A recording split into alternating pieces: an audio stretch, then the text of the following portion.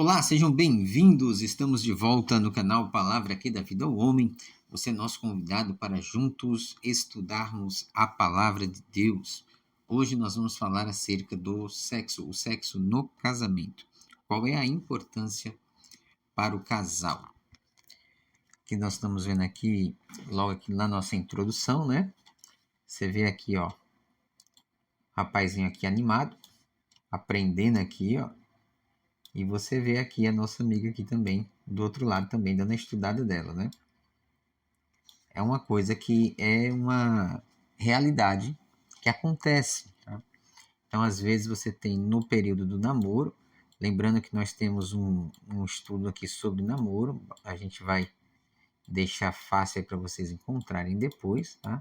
Então, no namoro, é uma coisa que se visa muito, né? Se busca muito, se aguarda muito. Mas às vezes durante o casamento, com o tempo do casamento, é uma coisa que já ficou no esquecimento também. Então você tem aqui um exemplo claro disso aqui, né? Uma certa rotina disso aqui. Então veja só, o que a gente vai abordar aqui? Pontos importantes.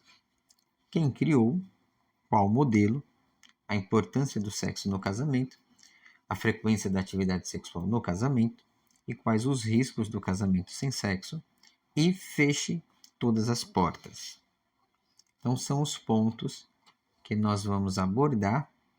É importante que você assista até o final para que você entenda de fato o que está sendo tratado e possa deixar suas dúvidas também. Então, quem criou?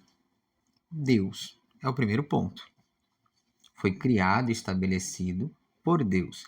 Então, no princípio da humanidade, Deus fez modelos para a criação e desenvolvimento da espécie. Então, ele criou uma base fundamentada da seguinte maneira: homem, Adão, mulher, Eva, e sua prole, a sua descendência. Então, através de um único casal, Deus ele forjou toda a humanidade. É a sua prole, sua descendência. E esse modelo é o modelo que mantém a humanidade viva, funcionando, homem e mulher e sua descendência. Então, para que isso fosse possível, Deus ele criou alguns preceitos, né? Alguns preceitos que a gente tem que destacar. Então, veja só. E formou o Senhor Deus o homem do pó da terra, e soprou em suas narinas o fôlego da vida, e o homem foi feito alma vivente. Gênesis 2, verso 7. Então Deus vai começar a criar, e ele vai estabelecer na sua criação pontos importantes. Então, falando aqui dentro dos preceitos bíblicos e da família cristã bíblica, a gente vai seguir o modelo do pai, da mãe e dos filhos. Então, Adão, o primeiro homem, Eva, a primeira mulher, e toda a sua descendência que será gerado a partir de um casamento heterossexual entre homem e mulher. Segundo, formou a mulher. E disse o Senhor Deus: não é bom que o homem esteja só. Far-lhe-ei uma adjuntora idônea para ele. E da costela que o Senhor Deus tomou do homem, formou uma mulher e trouxe-a a Adão. Gênesis, capítulo 18, versículo 22. Então, observe que ele começou lá atrás com a formação do homem, do Adão. Agora, a partir de Adão, ele cria a mulher, a Eva, e vai apresentá-la a Adão. Então, trouxe-a a Adão. Terceiro ponto, ele vai presentear o casal, o homem e a mulher, com a questão do sexo. O sexo é um presente para o casamento, tá?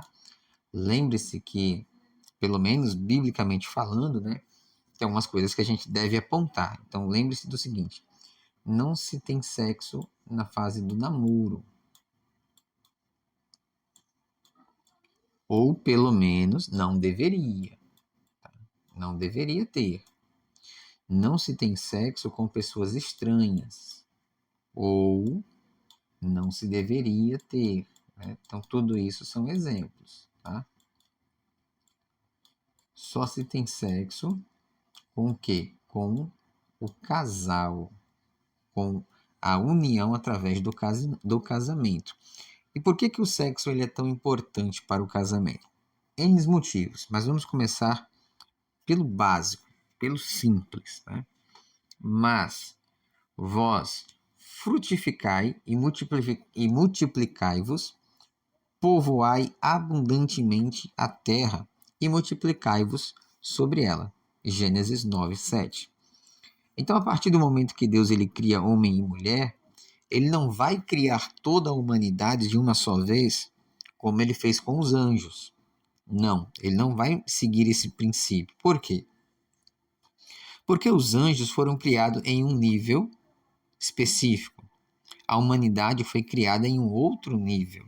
São níveis diferentes, objetivos diferentes, princípios diferentes, missões diferentes. Então, o homem ele vai criar desta forma. Veja que o anjo ele não tem capacidade de multiplicação. Não tem anja, não tem anjinho, só tem anjo. Deus criou de uma vez só. Os homens não. Quando eu digo homens, me refiro à humanidade como um todo. Então ele criou homem e mulher, um de cada gênero, masculino e feminino, e a partir deste único casal, ele povoou a terra. Como isso foi feito? Primeiro, através do sexo. Então, através do ato sexual, o casal vai conseguir ter a sua prole, a sua descendência, tá bom? Então, este é o segredo da humanidade, homem e mulher e a sua prole, sua descendência. Repito, estamos falando de um estudo bíblico, de princípios bíblicos, de valores bíblicos. Então não queiram forçar aqui a entrada para outros caminhos, tá? A gente está falando de princípios e valores bíblicos, e que é o que eu acredito, o que a Bíblia fala. Homem e mulher, macho e fêmea. Os dois se completam, há uma troca de material genético entre eles, uma parte do homem, uma parte da mulher, e aí vai se gerar um novo ser. Este novo ser nascerá homem ou nascerá mulher. Então, os irmãos sabem que quando a gente fala da mulher, né, nós temos ali os cromossomos X, X. Quando nós falamos do homem, nós temos X, Y. Então, se eu juntar um X do homem com um X da mulher, nascerá uma mulher. Se eu juntar o Y com o X, nascerá um homem. Tá? Então, você pega ali uma parte do material genético do pai, uma parte do material genético da mãe, e você tem a formação de um novo indivíduo. Tá? Homem e mulher, macho e fêmea. Então, qual é o modelo do casamento bíblico? Né? Qual é o modelo que a Bíblia nos passa, nos ensina, nos orienta? O modelo do casamento é heterossexual, monogâmico e indissolúvel. Então, você tem 3 preceitos importantes. Você tem a questão dele ser heterossexual, homem e mulher, dele ser monogâmico, então um homem para uma mulher para um homem, e indissolúvel, sendo possível apenas de ser rompido através da morte, ou se alguém assim também desejar, nos casos onde houver a traição. Por que se alguém assim desejar? Porque a gente sabe que tem casos, né, de traição que são superados e a pessoa consegue se resolver e seguem a vida juntos até o final dos tempos. Né? Glória a Deus por isso. Então, para quem tem esta capacidade, Deus abençoe e siga a vida. Mas tem outros que não vão conseguir e aí ele poderá se separar neste outro caso. Mas veja que o princípio, qual é? É indissolúvel. Então, sendo quebrado apenas por morte, este é o correto, tá? Por que este é o correto? Porque o caso da traição, ele nem deveria existir. Você tem que entender o seguinte: quando você casou-se, quando você escolheu o seu marido, quando você escolheu a sua mulher, você fez um voto diante de Deus. E nesse voto que você fez, não há espaço para traição. Não há. Se aconteceu, foi uma fraqueza, foi uma falha de alguém. Não deveria, tá? Então, a regra, o aceite lá foi: aceita esta mulher, aceita este homem como seu marido, como sua mulher, até que a morte os separe. Se no caminho teve uma outra vertente, é porque teve um descontrole de alguém. Não deveria. Então, por que heterossexual? E criou Deus o homem à sua imagem, a imagem de Deus o criou. Homem e mulher os criou. Gênesis 1, 27. Então veja que a gente está trazendo para vocês todas as referências, né, para que fique esclarecido que a gente está falando de uma narrativa bíblica da palavra de Deus. Então Deus criou homem e mulher, macho e fêmea, dependendo da tradução. Então, no homem, ele vai ter uma parcela genética e na mulher, ele vai completar essa parcela genética para que se gere uma nova vida, um novo ser. Então, por que que lá no jardim Deus não colocou dois homens? Porque não teria como complementar para um novo ser. Por que não colocou duas mulheres? Porque não teria como complementar para um novo ser, tá? Então, aqui não ia dar nada, aqui não ia dar nada. Então, ele fez homem e mulher, macho e fêmea. E a partir daí, a vida vai seguir e vai conseguir multiplicar-se sobre a terra. Aí a gente pode até observar que tem aquelas polêmicas, né? Não, mas tem animais, tem insetos, tem não sei o que, tem invertebrados, tem algumas espécies mágicas que conseguem se reproduzir sozinha através de um processo mirabolante, tal que não... Gente, vamos manter um mínimo de raciocínio, tá? A gente está falando de ser humano. Não está comparando com nenhum outro animal. Até porque, se eu for fazer essa comparação, a gente vai desandar, gente. A humanidade vai virar bicho. Né? Não faz sentido, tá? Essas comparações não fazem sentido. Então, a gente vai manter este princípio bíblico. Segundo, monogâmico. Mas por causa da fornicação, cada um tem a sua própria mulher e cada uma tem a seu próprio marido. 1 Coríntios, capítulo 7, verso 2. Então, cada um tenha o seu cônjuge. E assim, fuja da prostituição, da fornicação, do adultério, de todo e qualquer pecado de cunho sexual. Tá? Então, vocês vão fazer este mandamento valer, observando a palavra de Deus. Terceiro, indissolúvel. Disseram-lhe eles: então por que mandou Moisés dar-lhe carta de divórcio e repudiá-la? Disse-lhes ele: Moisés, por causa da dureza do vosso coração, vos permitiu repudiar vossas mulheres. Mas, ao princípio, não foi assim. Mateus 19, 7, 8. Então, por que ele permitiu? Porque o povo, naquela época, se você fizer uma retrospectiva no passado, você vai ver que as civilizações antigas, a mulher não tinha muito valor, não tinha muita voz. E, em sua maioria, eram oprimidas.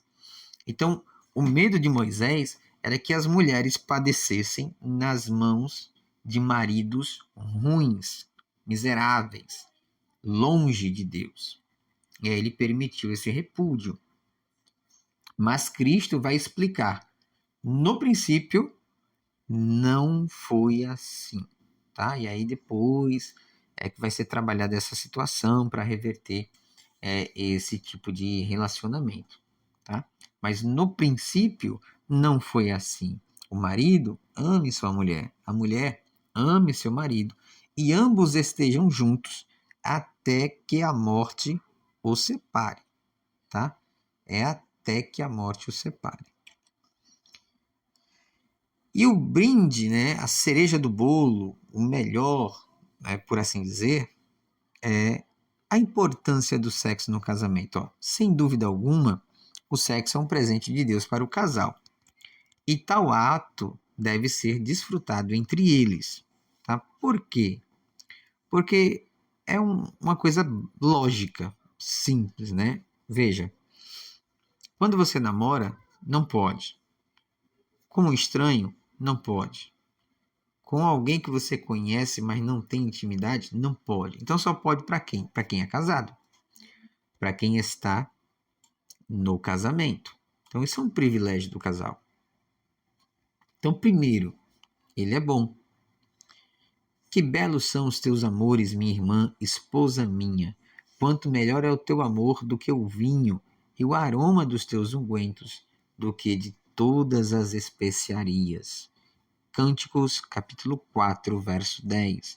Então veja ele descrevendo aqui o quão importante é desfrutar do amor da sua esposa, dos seus aromas, dos seus cheiros, né? Do seu amor. E veja a comparação que ele faz. É melhor do que o vinho. Né? O vinho era uma referência para algo muito bom, muito prazeroso, que se costumavam fazer na época. Né? E o seu aroma é dos teus ungüentos mais do que o de todas as especiarias. Então, na mulher, o homem encontra conforto, consolo.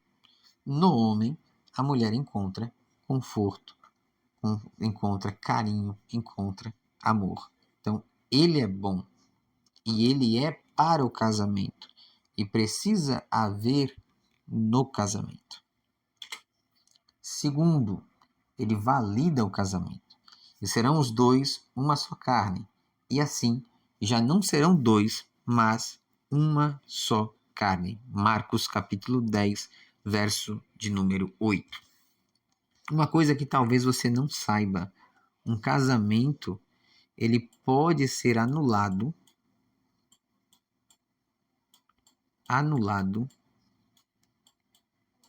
por falta de sexo. Se uma das partes se recusar sem causa justa. Sem causa justa. Você pode ter a anulação do casamento. Olha que coisa interessante, né?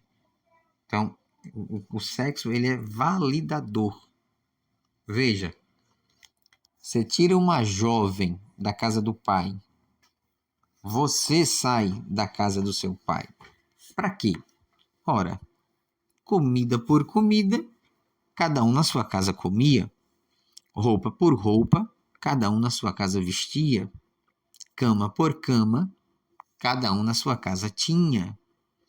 Então, o casamento, ele não é só a questão do material, ele também é a questão do humano, da necessidade física, do contato físico, do contato psicológico.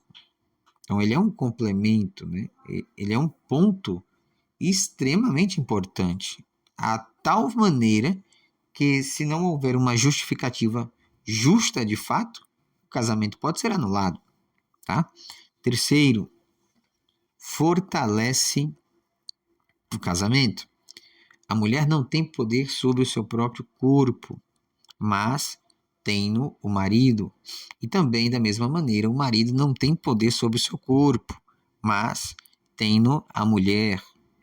Não vos priveis um ao outro, senão por consentimento mútuo, por algum tempo, para vos aplicardes ao jejum e à oração. E depois, ajuntai-vos outra vez, para que Satanás não vos tente pela vossa incontinência.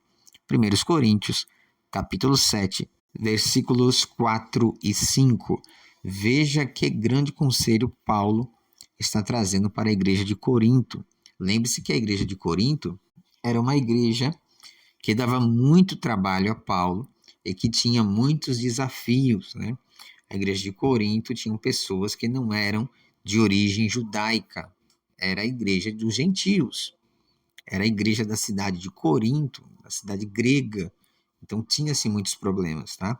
E o que ele vai dizer, ó? Não vos priveis um ao outro.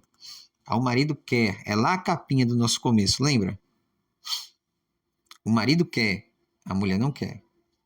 A mulher quer, o marido não quer. Se isso é uma vez ou outra, ok. Mas se isso é constante, vocês estão criando um abismo entre vocês. Lembre-se que o sexo, ele não é só a questão da carne, da conjunção carnal. Ele é um complemento de tudo, do corpo, das emoções, do psicológico, é o complemento de tudo, é de fato um completar o outro, tá? Então, se tu deixa o marido sedento, Satanás vai usar alguém para tirar o juízo dele. Se tu deixa a mulher sedenta, Satanás vai usar o mensageiro do inferno para tirar o juízo dela. E vocês estarão, assim, abrindo brechas que poderão contribuir para que o casamento vá à ruína. Então, a privação sexual, ela só pode acontecer se houver o consentimento de ambos. E veja a recomendação: por algum tempo. Não é eterno, não é semestral, não é trimestral. Cuidado. Cuidado para, em uma falsa capa de santidade, você não destruir o casamento. Em uma falsa capa de santidade, você arruinar uma família. Então, não se privem um ao outro. O corpo do marido pertence à mulher. O corpo da mulher pertence ao marido. Precisa haver uma reciprocidade e uma mutualidade para que as coisas aconteçam com ordem e decência. Não permita que Satanás vos tente por uma falsa santidade. E às vezes, até nem por uma falsa santidade, mas por uma ignorância sua ou uma ignorância dela. Tomem cuidado com isso, tá? E qual é a frequência da atividade sexual no casamento? Veja, não existe uma regra clara sobre isso, mas devemos levar em consideração pelo menos 3 pontos. Primeiro, precisa fazer parte da vida do casal. Igualmente, vós, maridos, coabitai com elas com entendimento, dando honra à mulher como o vaso mais fraco, como sendo vós os seus co-herdeiros da graça da vida, para que não sejam impedidas as vossas orações. 1 Pedro, capítulo 3, versículo 7. Então, precisa haver mutualidade, entendimento entre ambos, tá? Então, qual é a frequência? Vai depender do ritmo do casal, mas o próprio escritor, ele vai nos dar ali algumas referências importantes, né?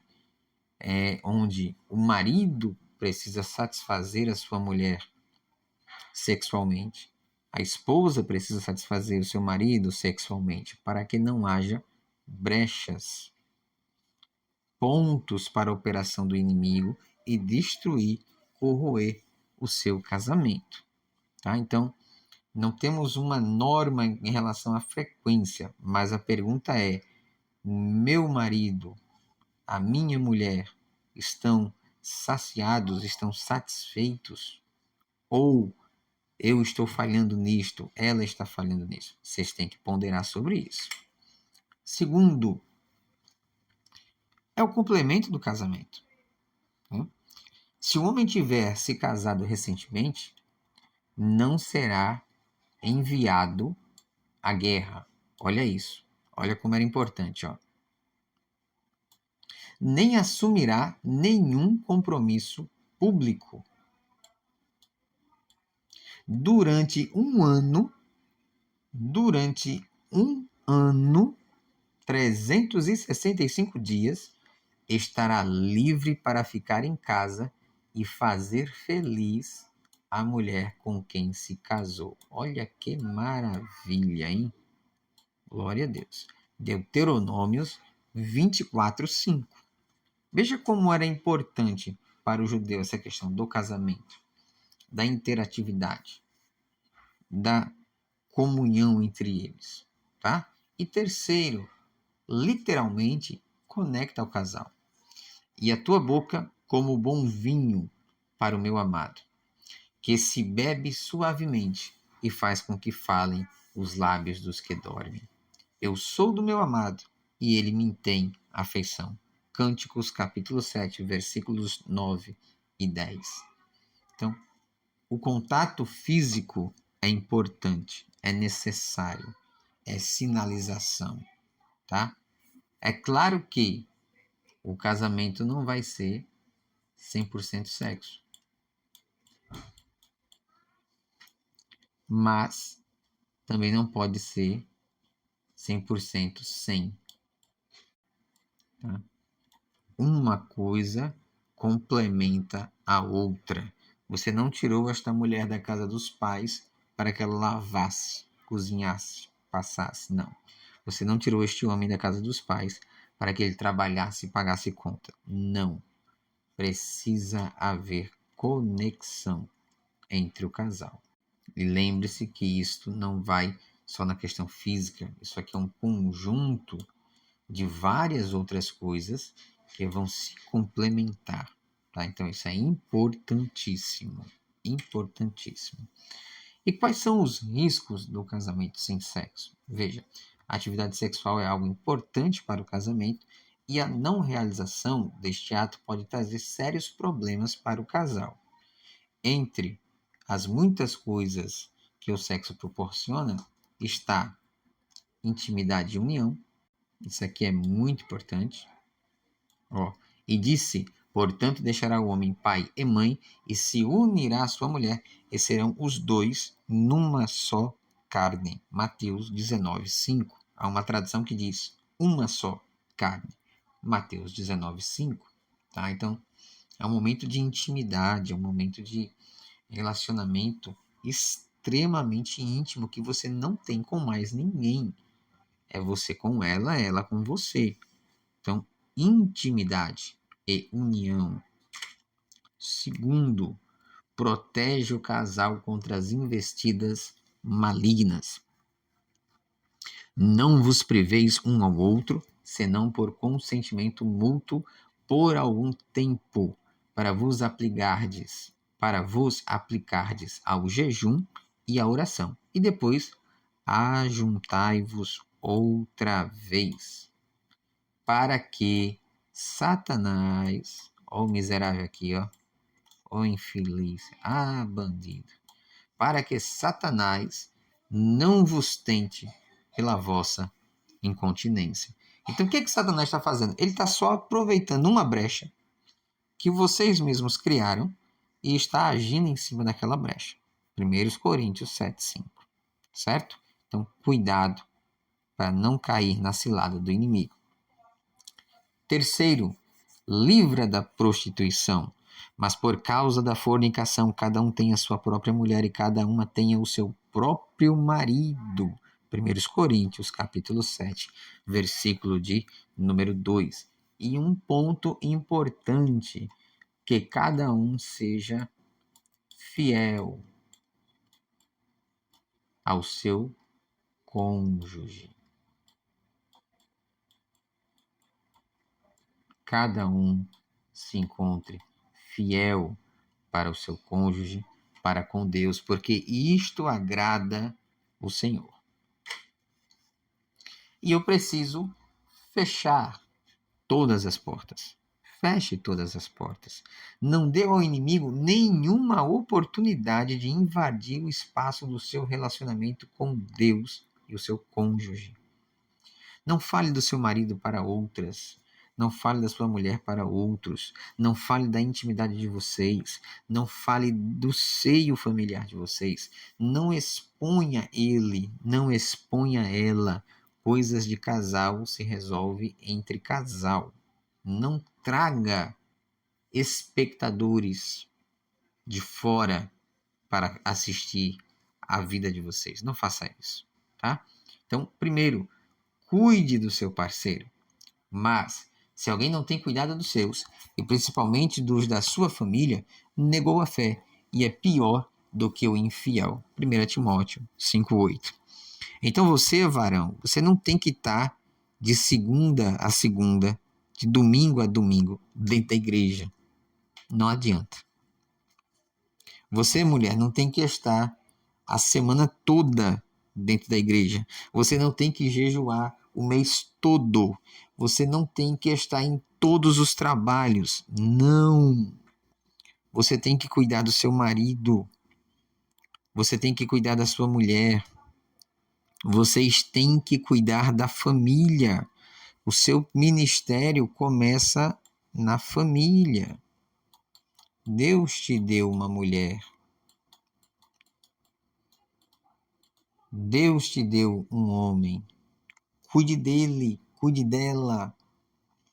Você não vai salvar o mundo. Jesus já salvou o mundo. Salve o seu casamento, salve a sua casa, salve a sua família.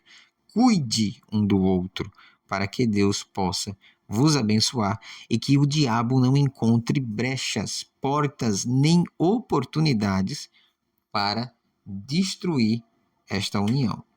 Segundo, se reconheçam um no outro. Todavia, nem o homem é sem a mulher, nem a mulher sem o homem, no Senhor. 1 Coríntios 11:11.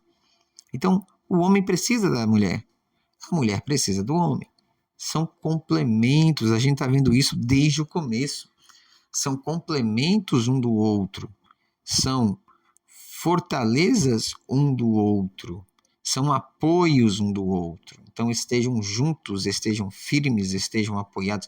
Apoie ele, apoie ela, ajude-o, ajude-a, que com certeza isso fará com que vocês prosperem e avancem. Terceiro, estejam firmes em Deus.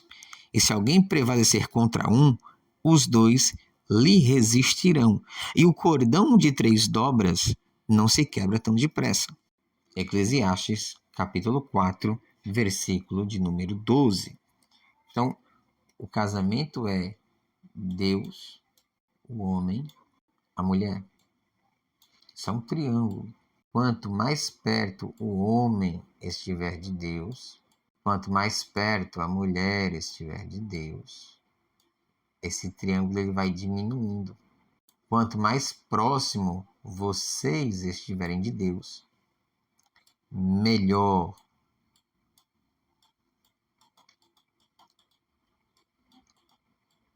será o casamento de vocês. Então vocês precisam estar juntos, unidos, fortalecidos em Deus e sóbrios, cumprindo os papéis que lhe cabem, ajudando-os um ao outro mutuamente, sendo socorro um do outro mutuamente, sendo amparo um do outro mutuamente. Se vocês assim fizerem, com certeza a mão de Deus vos guardará em todo o tempo. Que Deus vos abençoe. Fique aí conosco, compartilha, divulga, manda isso aí para alguém que precisa e vamos juntos propagar a poderosa, infalível palavra de Deus. Que Deus abençoe.